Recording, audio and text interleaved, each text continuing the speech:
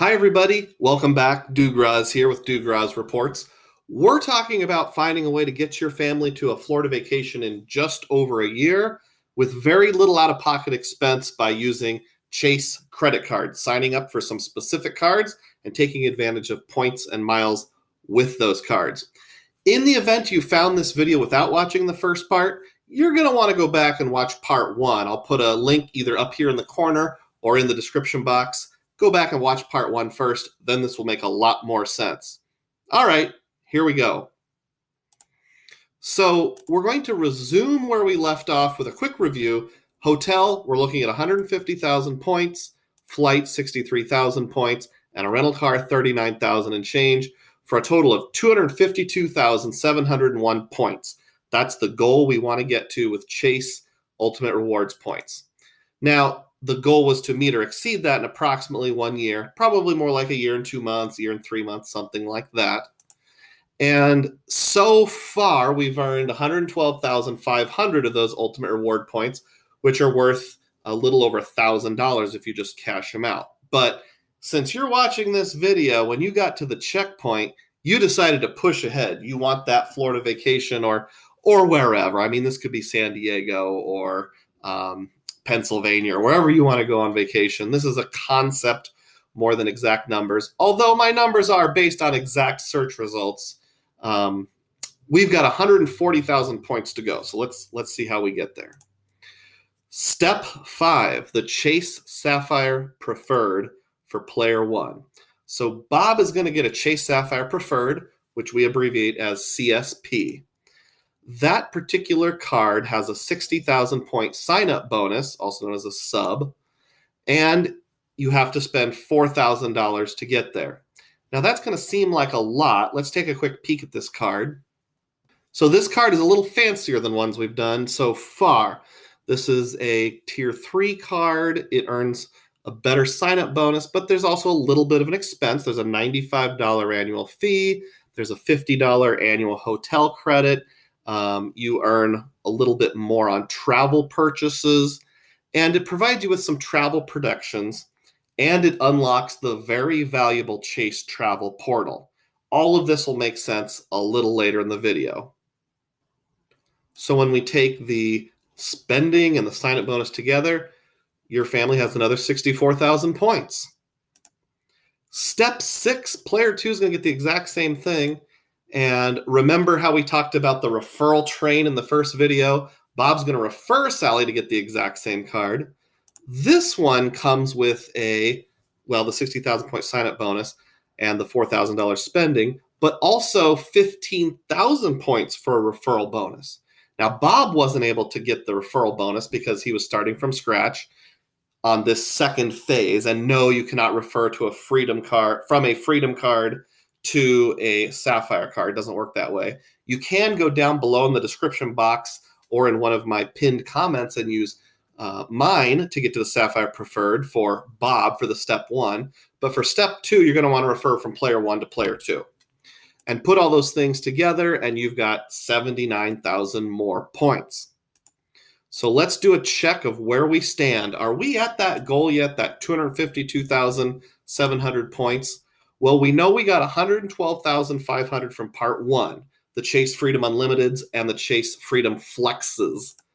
And we got $64,000 from Bob's Sapphire Preferred, and we got $79,000 from Sally's Chase Sapphire Preferred when we consider the referral bonus that was picked up going from player 1 to player 2. So we add all of that together, and we have 255,500 points. Yes, we have met the goal, and we've got about 3,000 points to spare. So, hey, we're good. We're there, right? Well, slow down just a bit. There's a little more work to do yet. So, step 7 is to product change or convert Bob's Chase Sapphire Preferred into a Chase Sapphire Reserve. Well, what's a Sapphire Reserve? Well, here's the Preferred. There's a picture of the Reserve. It's a little darker, so you know it's more elite. Let's take a look at it. So here's the Sapphire Reserve. This is Chase's top end or highest level consumer credit card. at least publicly available. We can ignore the sign-up bonus because you're product changing. You're not going to get that. You just get it when you sign up from scratch. We got 10,000 more points by starting with the Sapphire Preferred, so that was a better way to go, plus the referral bonus, which you can't get on the Sapphire Reserve, which is why I'm saying wait until your first year is up. You'll see your $95 annual fee post for year 2 on your Sapphire Preferred, and that's when you know it's time to call Chase. Once that hits, you have 30 days to convert your product and pay the new annual fee instead of the old one. Now, this one is higher. It's a $550 annual fee, and you'll say, oh, that's a lot, Doug. That's a ton. But you do have a $300 credit. More on that later. So it'll net out to $250. This card has higher point earnings, and it has a very specific portal function, which is essential, which we'll get to in just a moment. So tell me more about that Sapphire Reserve card. Why? Why, Doug? Why are we converting? Well, the Sapphire Reserve has a better portal rate. Instead of getting 1.25 value for each point used in their portal, you get 1.5. So basically, if you have $100 worth of points, with the Preferred, you can get $125 worth of travel. With the Reserve, you can get $150 worth of travel. That might sound a little confusing, but your points go 50% farther with the Reserve, whereas they only go 25% farther with the Preferred. Maybe if we use an example, that will help. So here's the flight in question. On the left, the Preferred, for this flight, you have to pay 75,800 some points.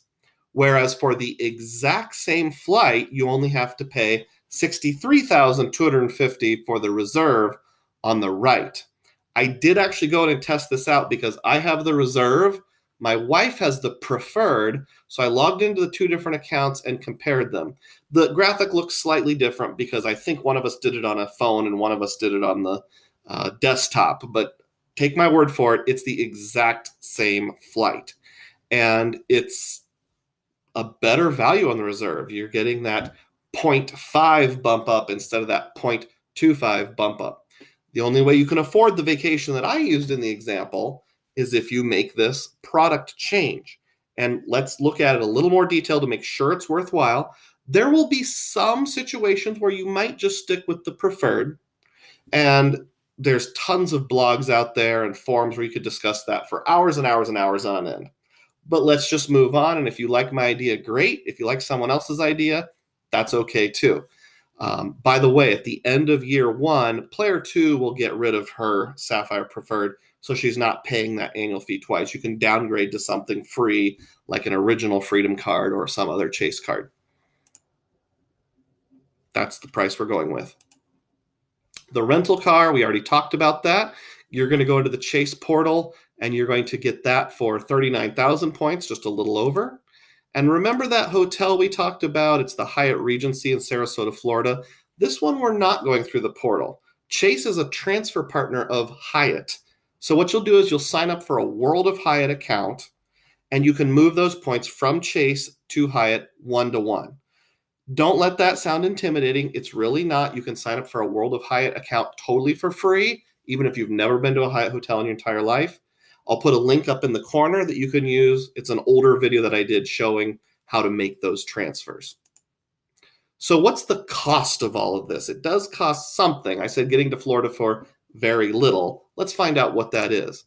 So those first 2 cards we each got, those had no annual fee. So those cost nothing at all. The Chase Freedom Unlimited and the Chase Freedom Flexes. The Sapphire Prefers, which you held for a year, were $95 each. So with 2 players, that was $190.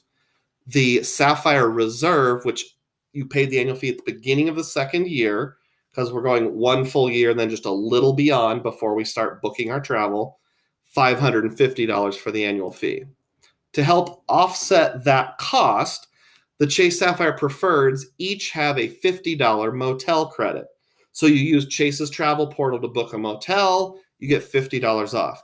That was before you were ready to go on your trip, your vacation to Florida, but maybe you and your spouse want to get out and just have a night away from the kids. You can get a $100 motel for $50 twice a year. Or if you're like me, between family vacation, just regular vacation, visiting relatives, grandparents, anniversaries, weddings, various celebrations, those kind of things, you're probably going to stay in a one night here and there motel at least twice a year, and you can take advantage of that. And then the Chase Sapphire Reserve has the travel credit of $300. In fact, at some point during your booking, I would recommend during the flight, it'll ask you if you want to pay for the whole thing with points or if you want to use some cash. I would recommend paying for $300 in cash and using your Sapphire Reserve to pay for it on the Chase portal, and you'll get your $300 back. And that's an easy way to get your savings. By the way, the Sapphire Reserve has some great travel protections like lost luggage protection and like sickness and injury cancellation insurance. Won't go into that here, but it is one of the best cards for that, whether you're using all points or a combination of points and the card itself to pay for it. That totals $340. So this whole trip cost you $340. Is it worth it? Well, let me ask. You have a $340 cost plus effort, and I will acknowledge there's some effort for a RIP trip. Now, what's a RIP trip? That's a name I just made up for a trip that involves a rental car, an inn, also known as a hotel, and a plane. So if you fly somewhere, get a rental car, and stay in a hotel or an inn, you're taking a RIP trip. So for $340, you get a RIP trip. Now you still got to pay for your own entertainment, you got to pay for your own meals, but you get the RIP, all of it. Do you think that's worth it? I sure do.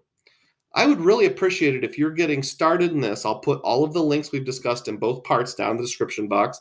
Use those to get your first credit card before you start referring each other. And then again, when the second part starts with the Sapphire Preferreds.